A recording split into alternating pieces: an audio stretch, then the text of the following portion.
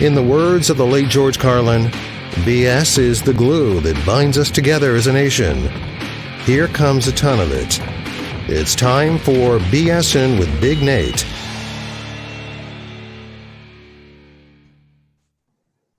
Welcome into another edition of BSing with Big Nate. I was about to say I'm BS, but I'm actually Big Nate. We're bringing the BS today. Joined for this lovely edition by former host of my actual slot on the Bear, Mr. Rudy. How you doing, Rudy? Doing well. It's been a long time since we talked, and I think the last time we saw each other, we were infiltrating a Donald Trump rally. So it's good to see you again. That's the last big thing we did. I do remember that. It's good to see you again as well. What have you been up to since you left the New River Valley?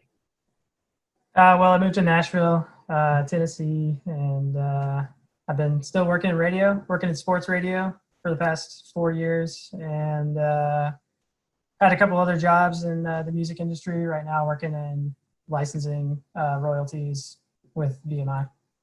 That's pretty awesome. I'm going to start by asking you about the radio, because I've noticed, at least in my capacity, everything's kind of shifted around, and I'm doing a lot of what I do from home. Are you running into the same thing, or is are your studios still pretty much operating? We just keep distance. Yeah. So everyone that's on the air is working from home, and all the producers are in studio. And I'm producing. I'm not on the air at all with the sports station. So if I'm doing a show, I'll go in, and I'm pretty much the only one in the studio. And there's a lot more local programming on this station, and that's caused a lot more of I don't know. It's not as easy to work from home, but they've worked it out. Everyone's on Skype pretty much. Skype and Zoom have been lifesavers throughout all of this. I've gotten very familiar. It's funny. All my life, all throughout college, not really into the Skype, the video conferencing thing, and now it's become I can't go a day without hopping on Zoom or Skype and talking to someone. So thank God for the internet. The reason I brought you on today is a couple weeks back I did sports movies with Tim Donnelly, and your name actually came up because you can't do a list of sports movies without mentioning Rudy. So I figured, hey, wait a minute. Who's someone I always talked movies with and would have a good list of quarantine movies? So here we are. I've got Rudy with us, and we're going to talk quarantine movies. I tasked you earlier this week with coming up with 10, and I came up with 10. And let's get this shindig going. Let's talk about our movies. Well, when you see your list, were they in order, any particular order? Or is it just that's what you had? Mine is in I think descending order of what I sent you. So the top is number 1. 10 through 1. Top is number 1? Yeah. Okay. So, yeah, mine's the same way. So let's go ahead and we'll just do – you'll give your 10th, I'll give my 10th, 9th, and we'll go sequentially that way. So without further ado – before we start, I got to say, I think I misunderstood your instructions on top 10 quarantine movies. So I took that as best movies to watch while you're in quarantine. And then as I was watching some of yours, I was like, does he mean best movies that are about quarantines? No, my list kind of turned out that way. I kind of went for a particular mood, but no, you absolutely understood. And going through your list, you kind of hit the same mood I did with quite a few of those, just in a different capacity. But yeah, it's interesting. It's interesting to think about how people what they would want to watch during quarantine, because it's like, do you want to watch someone else being quarantined? Are you a masochist, or would you rather, watch something with a giant cast? And, looking at my list, it's like none of them are reassuring. I can tell you for a fact, there's not a single one on that list where you come out with a good feeling, whereas yours has several that are A, fun to watch, and B, don't necessarily, they kind of offer that escape. So we'll start with your 10th. Okay, so I chose Miami Connection. I don't know how well known this movie is to a general audience, but it's one of those midnight movies that gained popularity long after its release. It's a so bad it's good. Is what we call it. So it's in the category of The Room, Samurai Cop, Troll 2, those kind of movies. It came out in the late 80s, got panned by critics. This karate black belt, no, he's Taekwondo black belt guy, produced the whole thing. Somebody founded an Alamo Drafthouse programmer in 2009, which I'm not sure. They're a bigger chain now. I'm not sure if in 2009 maybe that was the only one, but he found the print online for like $30, bought it off eBay, and it became a midnight movie there and regained popularity like 25 years after it came out. I love movies that have weird, like after the initial run success. I've got some notes on Miami Connection. I wrote Motorcycle Ninjas, enough said, you were right, so bad it's good, and let's learn Taekwondo. Because those are the major takeaways with that. But it's funny, Alamo definitely, my first experience with an Alamo Drafthouse was probably in 2012, 2013. Have you seen Cheap Thrills with David Koechner? Yeah. Oh, so the concept behind Cheap Thrills, it's definitely one of those like midnight movies, but David Koechner plays this rich guy who meets this guy who's really desperate for money in a bar, and he just, come to my house, come hang out, we'll get you some money, and just starts having him do all these ridiculous things, and it just goes way overboard. What lines are you willing to cross to make money?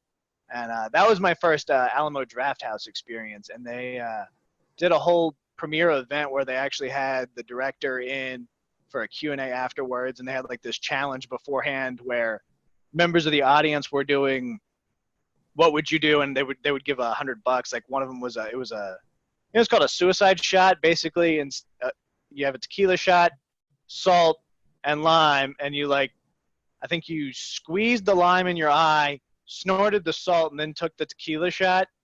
And I remember thinking, I wouldn't even do that for $100. And that's my Alamo Drafthouse story. But Miami Connection, definitely a fantastic number 10 watch. It's currently free on Vudu. If you're familiar with the Vudu service. That was where I ended up watching it. I was actually amazed at how many on your list. I didn't have to buy or rent a single movie. They were all available either on Amazon Prime, Netflix, Vudu. So yeah, your list is probably a little more accessible than mine. I think there are a few on mine that I definitely had to go to my DVD collection with. But we're gonna move on to my number 10, one of my favorite John Carpenter flicks, and I think I know in your case there's at least one Carpenter, and I know I've got two on mine. He's gonna show up quite a bit. But The Fog, the 1980 version of The Fog, easily one of my favorite horror movies. Deals primarily with one of the main characters owning a radio station and a lighthouse, and then these monsters coming out of fog that you can't see.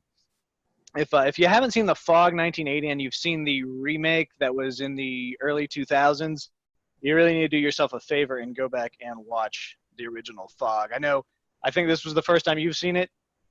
Yeah, it was. I really liked it. I've been on a little bit of a John Carpenter kick. I'm just kind of introducing myself to him as of recently. So when you sent me your list, I was like, oh, I'm definitely throwing in a John Carpenter. And this movie, to me, was interesting because I've always thought if I were to write a movie, which I never would, it's just you always think if you were to write a movie, if you're into movies, mine would be centered around a radio station and kind of using the radio station to call for help and to warn and that sort of thing. It would be a thriller. And of course, John Carpenter did it way better than what I had in my head, a decade before I was born. Yeah. I just hadn't found it. I think, like you and I think there's definitely that we're looking for that shared relation. So I'm a sucker for any movie with a radio station. Play Misty for me. Another one that's coming up later on the list. Any movie involving a radio station, I'm almost always intrigued and tuned in. And I also find that I'm more willing to suspend disbelief on certain stuff just because I'm happy that radio is getting attention. But you definitely see some stuff. It's like, that's not how that's done. Didn't run into it so much with The Fog, mostly because it deals with a lot of off-air stuff. But one thing about The Fog is is she just a one-woman show? Is she running the entire thing? I know she's the owner. She's also doing a show. Yeah, the way I understand it is she kind of just runs that one-woman show, and then she talks to the weather guy. But it seems as if it's just her, because this was the days before automation was really widespread. So Yeah. I would assume she probably just jukeboxed quite a bit of the day, and then she was in for her show or whatever. But she And was in pretty late at the beginning, and then later she was coming in first thing in the morning. her I don't air know. show, It's an AM whenever the hell station. I she know with feels. AM, maybe she went off the air during the evening hours. But That's possible. There's definitely a lot of threads to pull with that. And how incredible is a lighthouse radio station? I would love to work in that. Literally, before I saw that movie, I didn't really have any life aspirations to purchase or own a radio station. But the first time I saw that, I was like, you know what? Lighthouse would be cool. The Space Needle in Seattle would be even cooler. Just like buy the Space Needle, put a radio That'd be a station. little more up expensive. there. Oh, I imagine no radio station could afford it. It's fun fact about the Space Needle. Seems like a perfect place for a radio tower, but the company that owns the Space Needle won't allow anyone to put one up there. So they all have to go on the lower locations. That's my Space Needle story for the day. What was your number 9? Number 9 is my John Carpenter, Escape from New York. I guess if you want to relate it to the coronavirus situation, there are plenty of people trying to escape from New York. I know a lot of transplants going back home and staying with their parents while everything crazy is going on. But I mean, like I said, just not into a lot of John Carpenter movies other than Halloween up until recently. And I watched this and I thought, man, this is like the greatest concept. And I don't know if it's the best execution of a great concept. Like, I think it's perfect for a remake. I would love to see a remake. However, Kurt Russell was amazing in the movie. You got Lee Van Cleef in there in his older years. It's just really enjoyable. I guess to anyone that hasn't seen it, you've got Manhattan walled up. It's a prison, and all the worst prisoners are in there. And there's not guards inside. There's guards outside making sure no one escapes. But basically, they're running their own society. It's just anarchy in there. You got gangs, weird ones, crazy characters, and Snake Plissken, the main character, has to go and save the president who crash landed inside of the prison. Played by Dr. Loomis, Mr. Donald Pleasance himself. He, from my understanding, his involvement with John Carpenter came about completely from his daughter. Like, he had no idea, was not a fan of horror movies, said no. And then he ended up working in Halloween as Loomis because he was trying to curry favor with his daughter. But great choice for the president. Have a good playing president. Speaking of presidents, Gerald Ford is in the movie.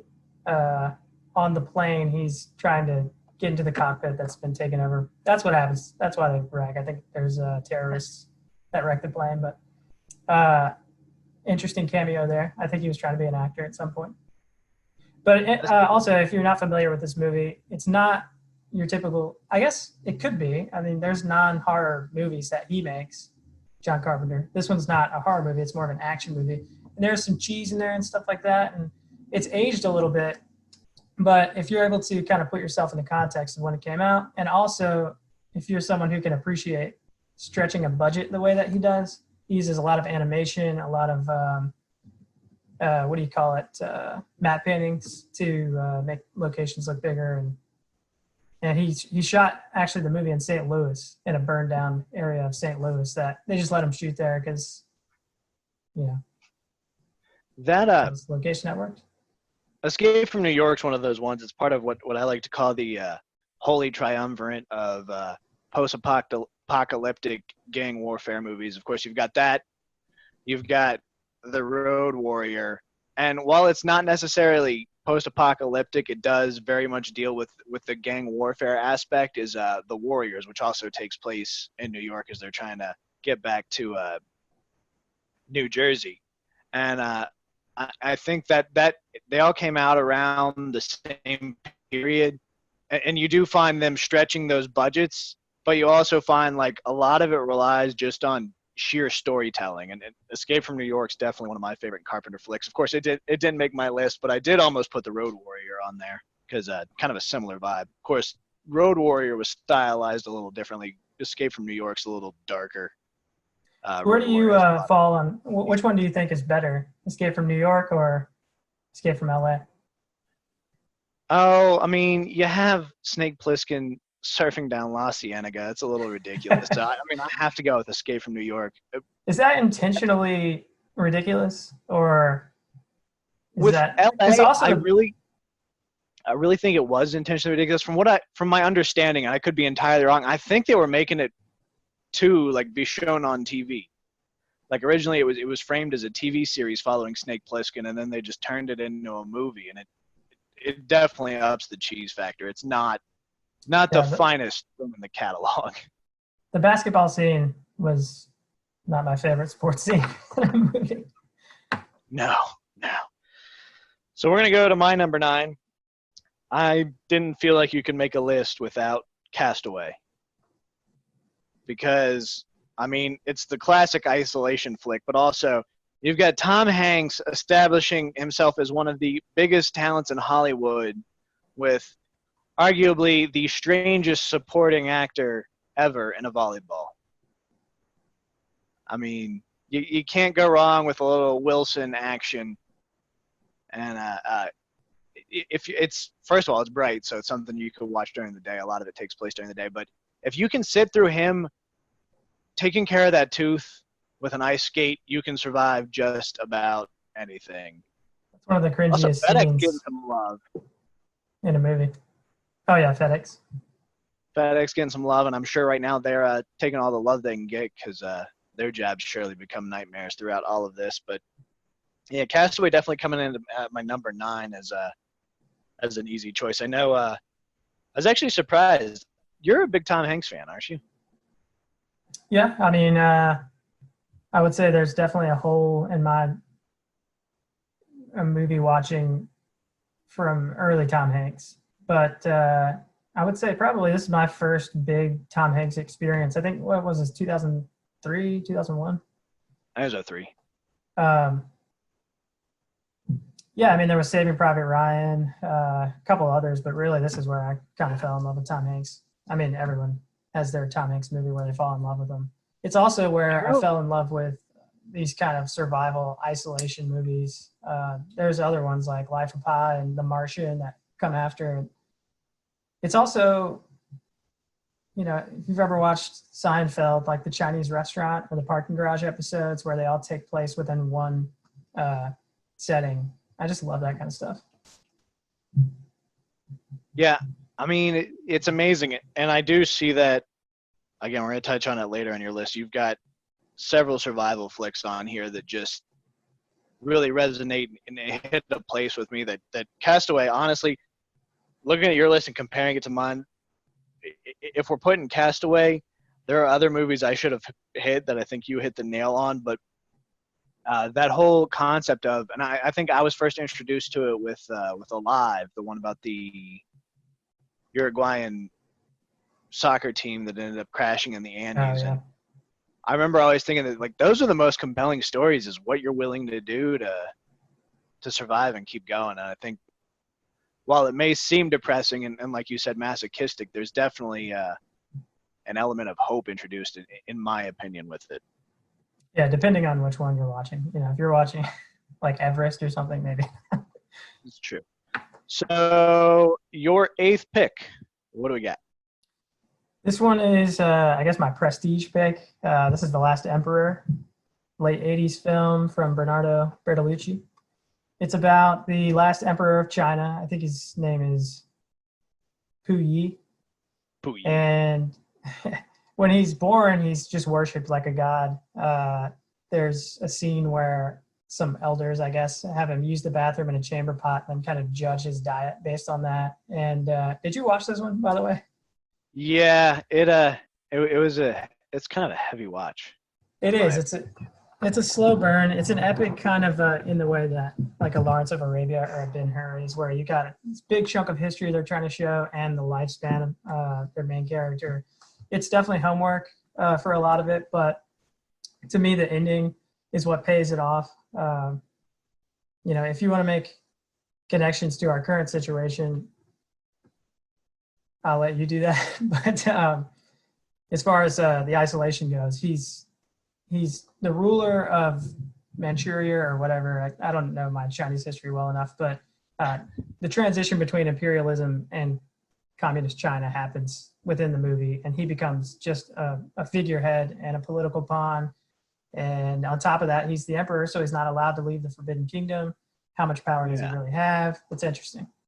Well, it's just so tragic because he's so young when he finds out he's emperor, and then like the whole just going from being somebody to being nobody, that fall from grace is really depressing.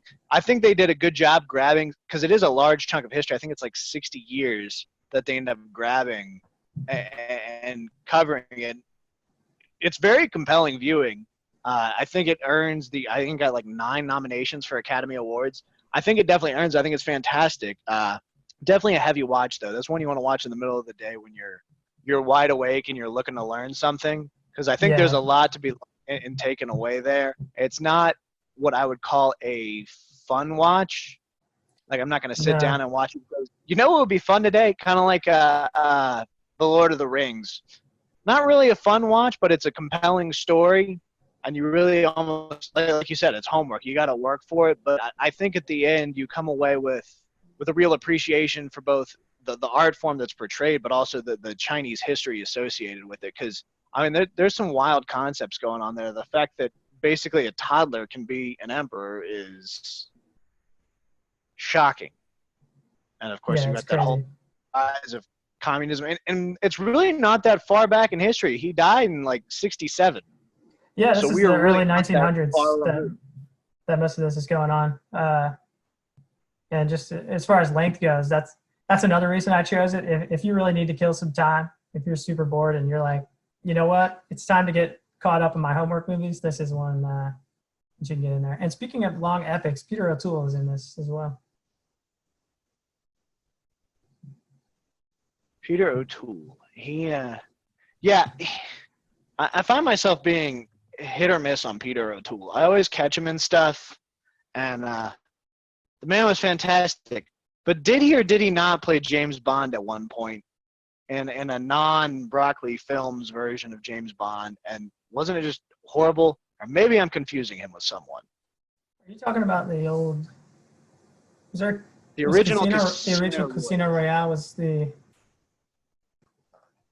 So, I'm realizing now as I say this, Peter O'Toole is not Peter Sellers, and it was Peter Sellers who's in Casino Royale. Peter O'Toole, as far as I understand it, can do no wrong. So I'm going to apologize for that one. You can give me a tongue lashing if you feel the need.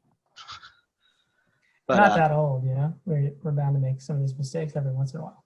No, we're talking about Peter O'Toole from Lawrence of Arabia, and I guess he was in Troy in 2004. I don't remember that. I saw that movie, but I watched Troy. So I was sitting at the Macadoo's on a Bear Cave Sunday, and for whatever reason, I was in front of one of the TVs that like didn't get switched to a game.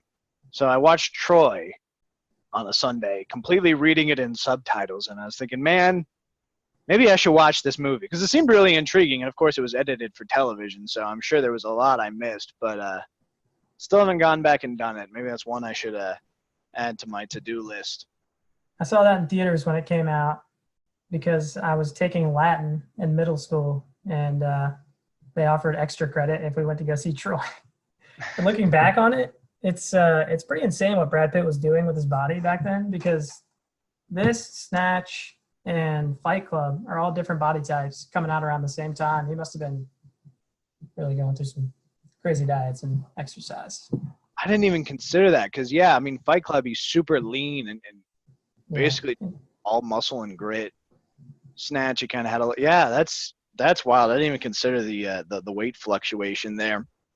We're gonna move along to my number 8 because, I mean, Kurt Russell, The Thing, John Carpenter. Holy crap. This is the first one that really touches on this in my list, but a big thing for me with movies when you're isolated is just a big thing being a person who's isolated is the paranoia kind of rises within you. And something that I think parallels that is the concept of The Thing, where you're in this Arctic base camp, or well, basically working on a science expedition, and an alien comes down from space, and you don't know who the hell has the alien and who does it, but it's also some of the best special effects ever in a movie. I think it really paved the way for a lot of groundbreaking monsters in movies. Yeah. So is this the sort of the Godfather of, you know, like Werewolf in London and Fright Night and that sort of thing? I think so. As far as makeup effects go. I also call it like the greatest body horror ever invented, because I mean, to a certain extent, you don't know who's gonna freak out and transform into some crazy spider monster, and I think Alien does that a lot too, because I mean, you've initially got that first like chest burst. I like the concept of the monsters right there with you. You just don't know who it is. But I definitely think that the Alien and the Thing are the precursors to a lot of those moves. Yeah. Do you know, how does this budget compare to the other ones? Because I don't know how much those makeup effects cost, but it had to be up there. Plus, he's using a set rather than shooting on location here. The Thing came out in '87, so by that I think it was '87, might have been '83. So he's probably by that more point, established at that point. Yeah, I was saying, by that point he's got a lot more. The theaters are based, or not the theaters, the film distribution, the production companies are willing to throw money at him because he's established. He's had Halloween, he's had The Thing, or not The Thing. Good lordy, that's a hell of a brain fart. He's had The Fog and Halloween, so I mean he's established himself, and I'd be willing to bet there was some money thrown at that. They spared no. I mean, I remember the one spider monster with like the human head. It just still to this day makes my skin crawl how unnatural but also natural it looks. Granted, you do have to go back with a grain of salt. They weren't using CGI; these are practical effects, and I think with what they did there, they definitely spent their budget wisely. We're still talking about it all these years later. Yeah, there's been a lot of copycats. Of course, that was a remake already, but yeah. You remember that the X-Files episode that was basically The Thing, the entire episode? Yeah, I never made it all the way through X-Files. Was this one of the early seasons? Yeah, I think so, because I didn't make it. I didn't make it very far through the X-Files either. But the ones of the X-Files that stand out to me are the one with the monster that's living in the sewers with the weird-looking face, and then the family of like inbred cannibals. Those are the only two I really remember. I know the one with the like inbred cannibals was called Home, and I couldn't tell you the other one. For all I know, I could be combining two episodes. Or I could be separating one episode into two, rather. Yeah, I don't remember enough about X-Files to get into a deep discussion, but I do remember that episode was, I mean, they pretty much admitted, like, we're just ripping off The Thing here. But not nearly as good makeup effects. I like the Monster of the Week concept of the X-Files, but once they start getting into the conspiracy theory and, like, the longer story arcs, actually where I kind of started to tune out. I preferred Mulder and Scully just traveling around the country and trying to find these monsters, and it was a different monster every week. I don't know. That's where I fall on the X-Files. Let's proceed to your seventh. Yep, seventh. I went with the Big Chill here. Also, your audio just dropped out there, I think. But I'll keep going. The Big Chill is also from the 80s. It's crazy. I'm picking a lot of 80s movies so far. I've never been especially enamored by the 80s, at least growing up. I have been recently, and I've always loved new wave music. But this one is for the people who are not into watching isolated individuals while they're also isolated in quarantine, because it's kind of just one of those hangout movies.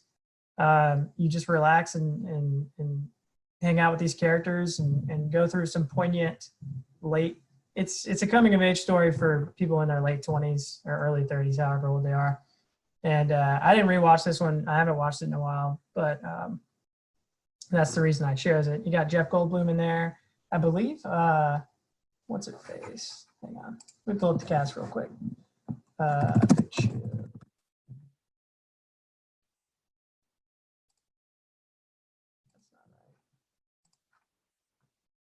And Nate, I think your audio is still out. No, I'm here. I mean, I assume I'm here. Yeah, It didn't drop. I was just waiting for you to pull up. Because Glenn Close is the person I'm thinking of. But there's other people in there that you might be more familiar with if you're an 80s connoisseur. But what happens in this movie is a friend dies. You have the iconic funeral scene with the Rolling Stones playing. A bunch of friends get together after not seeing each other for a long time, and then just hash out all these old conflicts and romances and all sorts of things. And they're in a house staying together. So, to me, because I saw Grown Ups before I saw The Big Chill, but it's a more adult version of Grown Ups. Kind of, I mean, is that right? I would not be surprised to find out that Sandler watched The Big Chill and was like, hold on, let's add kids to this. Because you've definitely got a lot of and I love stories like this where it's just, you've got such a shared history. Everyone's coming in, and then throughout the entire tale, you're learning that shared history, and things that have been buried come back up. I think that's a great storytelling method. And, I mean, it is great. This is the first time I had seen it, and I thoroughly enjoyed it. I would definitely give it the same seal of approval and recommendation. And you can't go wrong with Goldblum. No, and you've also got Tom Berenger in there and William Hurt, Kevin Kline, just to throw some more cast members in there. But if you're someone who has to have a plot, I would say maybe I don't recommend it. If you saw Once Upon a Time in Hollywood and you were like, "Where's the plot here?" Then maybe you're not going to enjoy this one because they're hanging. If you don't like Cameron Crowe movies, maybe you don't like this one. But to me, it's fascinating and it's profound. Apparently, Costner was the one who killed himself, and they cut his really? both, if not all. But yeah, apparently it was Costner who was playing the dead guy.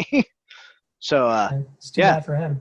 Well, I don't know if he still got credited. I didn't pay enough attention. That was more research for note taking after the fact. But yeah, definitely The Big Chill worth a watch. And here we're gonna go real dark and claustrophobic. Even if you don't like monsters, feeling claustrophobic, or caving, this one might not be for you. But The Descent, easily one of the most unsettling movies I have ever seen, coming in at my number 7. I didn't realize I was actually as claustrophobic as I am until I saw that movie. Like, it actually genuinely made me realize some things. Oh, so that's why I have a problem with tight spaces, because the whole movie taking place within this cave, and you can't see these monsters. So you've got to deal with the dangers of a cave you've never explored. You've got to deal with these monsters who live in the cave. And I just think it's a great, simultaneously an exploration, but an isolation flick. And had you seen The Descent before now? No, I hadn't, and that's probably maybe The Fog is my favorite new one that I've watched from your list, but The Descent is also, it's second, if not tied with that, because it works on multiple levels, however you want to watch it. If you want to be really engaged with the overtones of going through tragedy and spiraling into emotional chaos and then coming out the other side, it works on that level. It also works as one of the best creature features because you got what seemed like, I don't know, maybe, just your typical creature feature, but you throw it into a cave that's so confined. And I think it's, 45 minutes before you see a monster? Yeah. But the scares start way before that because they're hanging over huge, I don't know if they're called crevasses in a cave, but huge drops, and they're in tight spaces. The first half of this movie, once you get past the introduction, is like 90% black television screen, and then someone crawling through a hole with a flashlight, and it's unsettling. It truly is, and I think that's if you have seen that one and you're like, okay, what's another one that would scratch a similar itch? Have you seen As Above, So Below? No, I've heard of that, but I haven't watched it. Similar concept, but in the catacombs in France. Oh, and, wow.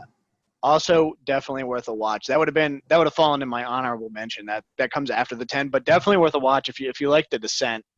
As Above, So Below has a lot of that same feeling. It's also got the additional, like with The Descent, you don't have the issue of a language barrier, but As Above, So Below throws that in because the main character doesn't speak French. Oh, So nice. it gets even weirder, and definitely a fantastic watch. The Descent, that one of my favorite movies of all time. That's Coming one where. to Oh, sorry. Go ahead. no, you go ahead. Well, I was just gonna say, there's movies that have taken me longer to watch when it comes to horror, and I didn't really get into horror until my early 20s because I guess I remember seeing movies when I was younger than that, early teens or whatever, and being just really disturbed by when someone dies and being like, oh, great, what do their parents think? What are their grandparents going to think when they find out how this psycho destroyed their grandkid? I would think into it too much. Now I appreciate a good death. But there have been certain horror movies that have taken me longer to get to because of the reputation. And that would include The Exorcist. What's another one? Maybe The Grudge. Certain horror movies have an aura around them, so it takes me longer to get to them. And then, of course, it's just a movie once you finally watch it. But The Descent was one that was totally worth it. Yeah, I'm glad you watched that. I'm glad. I didn't know you hadn't seen it before, so I'm glad I was able to point you in that direction because that's one of my favorites. But we're coming to one that I had forgotten existed until I saw it appear on your list. And I'm kind of ashamed that I forgot about it. You're number 6. Let's hear it. Number 6 is Open Water. And this is an interesting one. It's divisive, I think, if I remember correctly. I'm trying to think back into the time when this was coming out. If you watch it now, it looks like a YouTube video that somebody made.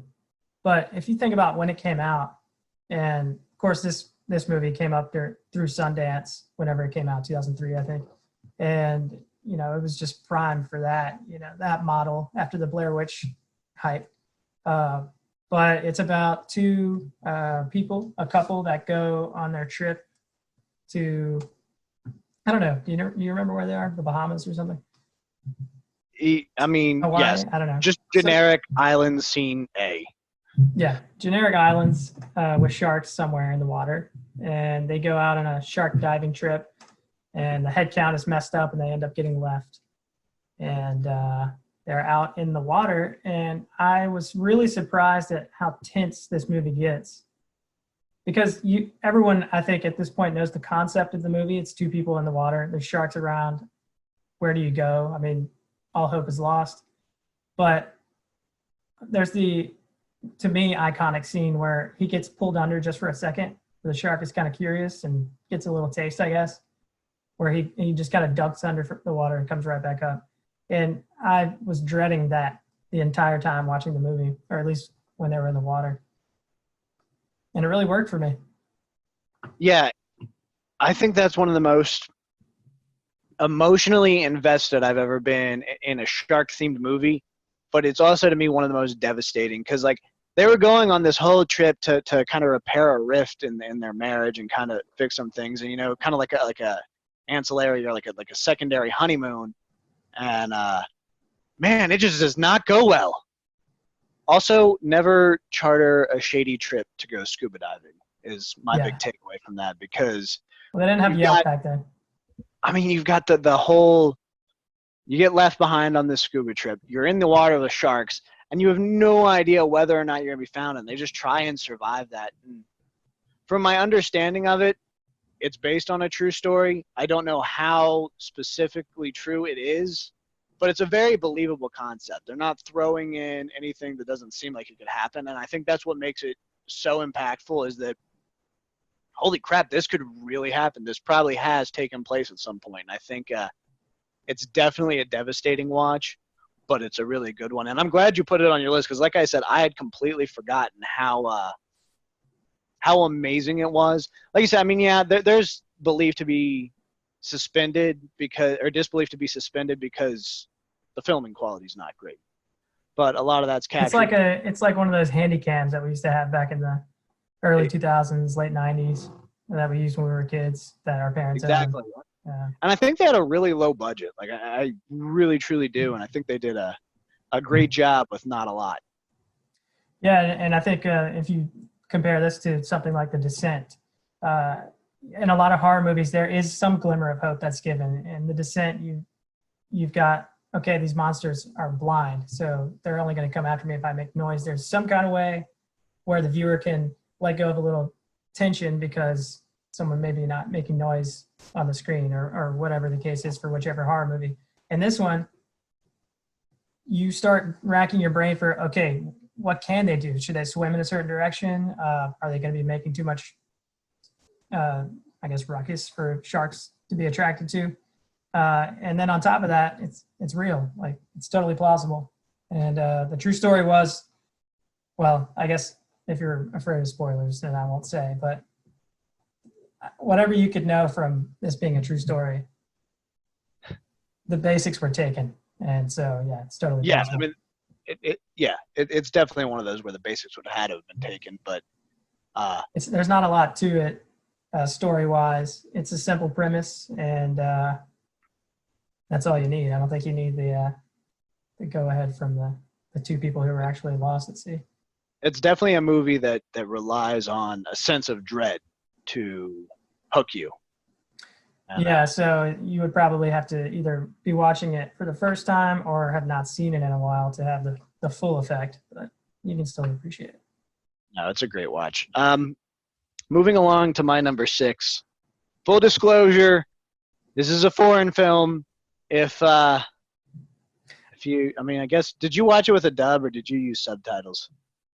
Speaking of full disclosure, I could not find the Spanish version and had to sit through a terrible, terrible English dub. I saw your note on the list to watch it in Spanish, and I am a huge advocate of watching movies in their original language, even if it's like a Studio Ghibli movie or like Ip Man or something. I watch it in the original language with subtitles because it takes me like 2 minutes to get used to reading subtitles and watching a movie at the same time.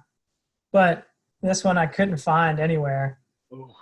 So it was terrible. It was so bad. There's a lot of scenes with groups of people talking at the same time, and that's where it gets really entertaining. I think maybe it took away from my taking seriousness of the movie. And there's one part where an Asian woman is describing a fireman falling down a few flights of stairs, and that's hard to sit through. My dad's the one who actually turned me on to this movie, and he very specifically said, watch it with the Spanish audio, English subtitles. Because I did. He showed me just like a clip of the dub, and I remember it being, oh, this is cheesy as hell. But with the actual like Spanish audio, if you watch it with the English subtitles, that's intriguing. I'm gonna have to find that. That was one I had in my DVD collection, so I had it on hand. But it's Wreck. I guess we kind of buried.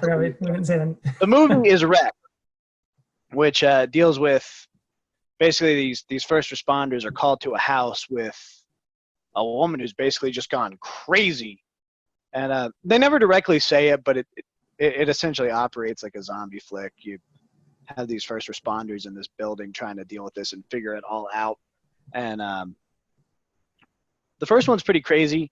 The franchise gets even weirder as it goes on. Eventually, I think by like the fourth one, turns out that the Pope's involved, and it's all a conspiracy that the Pope is spreading this virus. And really cheesy.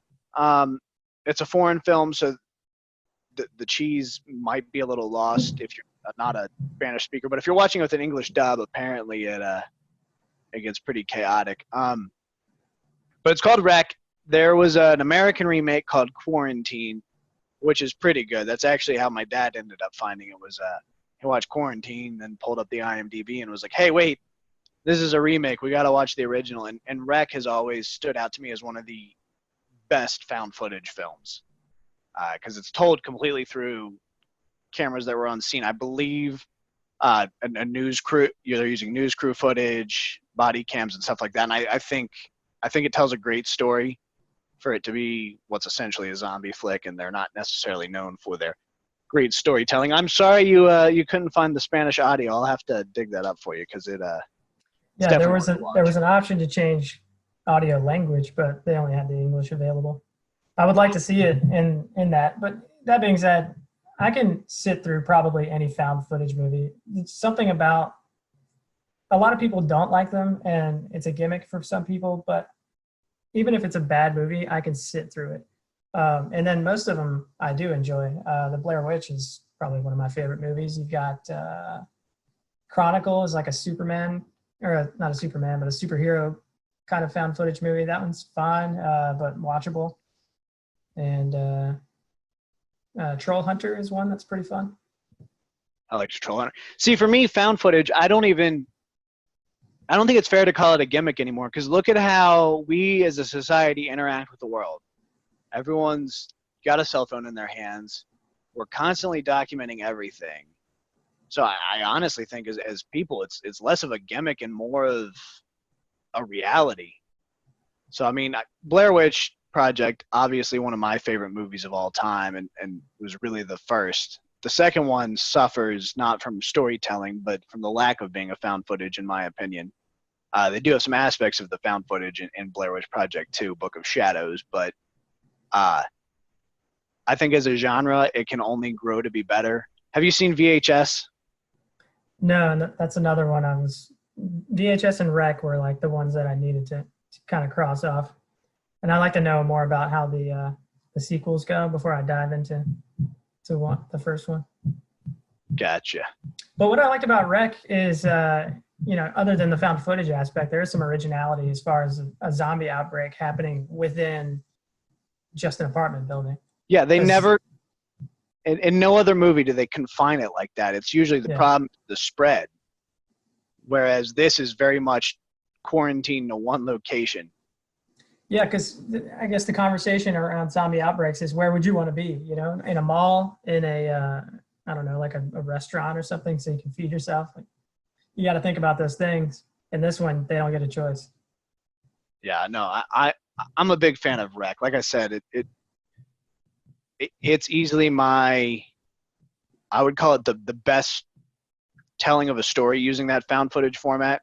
Blair Witch, of course, being one of the earliest and arguably the best, but I think from a storytelling standpoint, this one really works because, like you said, their originality with the story and the way it's all found and proceeds.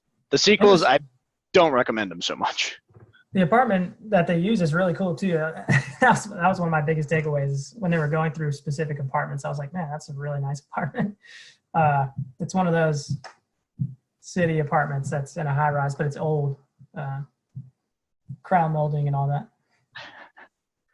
All right, let's move along to your number 5. Number 5, to get out of the horror genre a little bit, is Touching the Void, a documentary. This movie is from the early 2000s. It was an IMAX film, and it's only 3 people that are interviewed: the 2 climbers that are in the story, and then the 3rd guy that was down at their base camp. If you know how climbing tall mountains works, you have to acclimatize to the altitude, and he was the guy that wasn't their shaman or whatever, or what do you call it? It's not a shaman, it's a Sherpa, yeah, a Sherpa.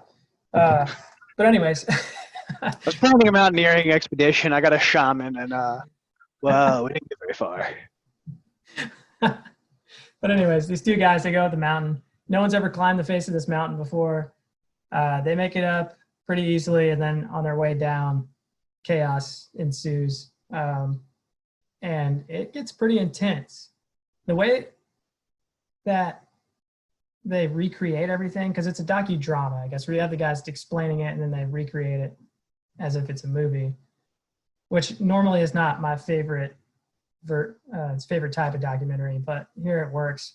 And I don't know how they filmed. Like, there's a part where a guy falls into a crevasse, and I don't know how they got that on footage. Not that they got it on footage, but I don't know how they recreated it. Stuntman died. It's the only explanation. Yeah, I mean, the actor, they didn't have regulations back then. But yeah, again, it was shot in IMAX, so it's beautiful. Watch it, on as good of a TV as you can if you do. That's also one when I saw. Go ahead. I was just gonna say it's also it's got a cult following for a documentary. That's kind of rare. It's just really intense. That's one that I actually had the privilege of seeing in IMAX. Oh wow, yeah, I'm jealous. When I saw it on the list, I was like, that sounds really familiar, and then kind of went through and rewatched. That is familiar. I saw it in IMAX. I was always fascinated with mountain climbing, particularly like all of the failed Everest expeditions, and I don't know why. It's something like really dark, and it's purely stuff like this is purely in the the expedition of vanity, just to say you've done something, and I find that an intriguing characteristic of the human spirit, and I think this is a great telling because you've got that. I mean, it's failed, but not as tragic as it could have been. And I think that's what makes it so compelling. And I think that's exactly why it became an IMAX and why it's garnered that cult following. Because very easily could have gone the other direction. I tend to agree with you on the style of retelling. Usually not my thing, but I mean, you're absolutely right. It does work here because it's one of those things where it's something that a very few portion of the population could really identify and understand what's going on. So I think it's the most responsible way to tell that story. Because I feel like there's a legit concern that people could just hear them tell this and be like, I could do that, but you kind of capture that visual. So I think Touching the Void, definitely a solid choice. Definitely worth a watch if you happen to be loaded and own an IMAX theater. You can buy them for $2 million private IMAX theater. I plan to eventually. That's what I'm saving up for. I'm about 10% of the way there. Oh, God, no, I'm not, because 10% would be I'm not even 1% of the way there. Good God. Oh, that's depressing. But Touching the Void definitely worth working radio. Yeah. Wonder if we can just finance that as a radio station. That would be cool. Probably not going to happen. Touching the Void, though, definitely worth watching. That was your number 5.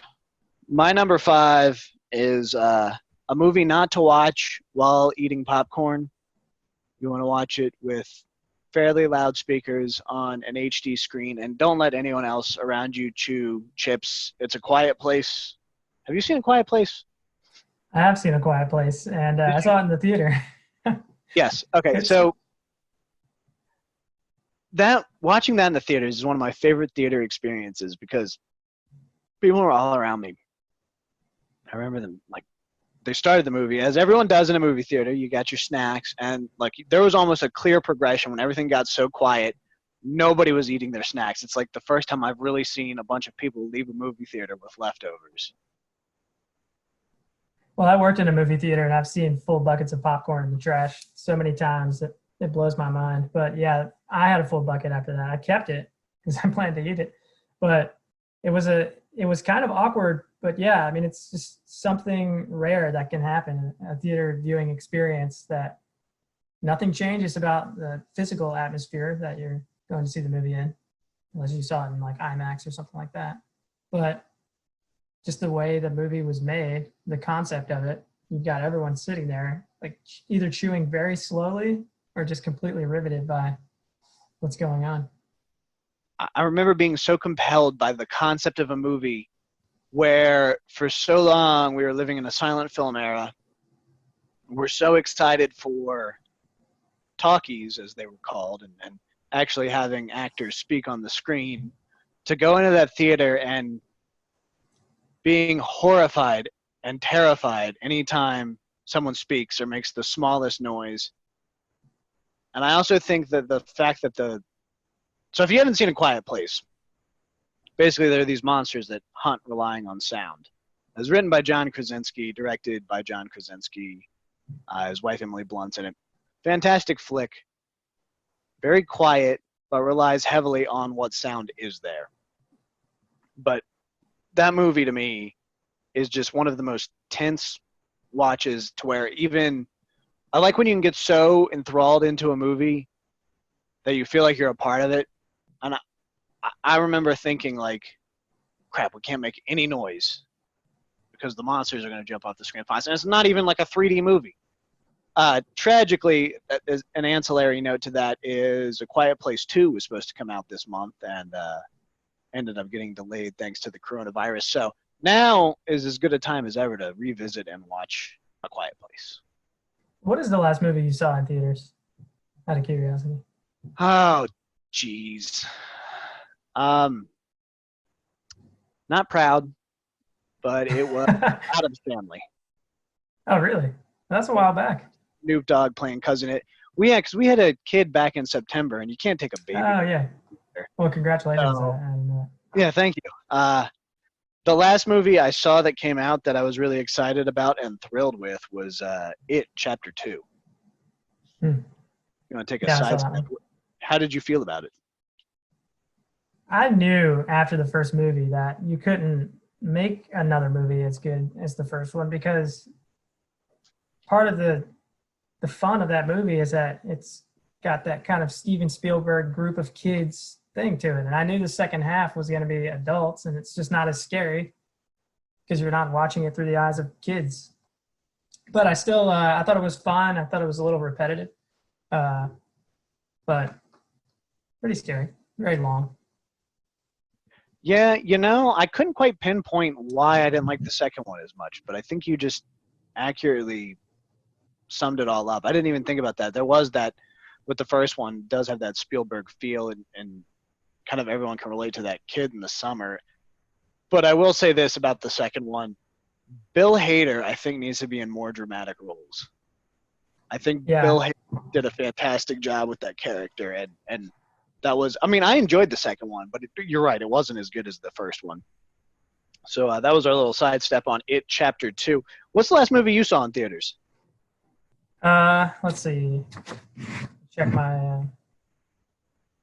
I have to make sure, because the last weekend we went to see movies, we saw 3. One per day for 3 consecutive days, and I believe it was the Ben Affleck movie where he's a basketball coach called. Wait, what? I missed this entirely. Yeah, so he's drawing from. I don't know if they're showing my tickets anymore. But I have AMC A-list, so you pay $20 a month and you scan, or you pick what movie you want to go see. You get 3 a week, and The Way Back is what it's called.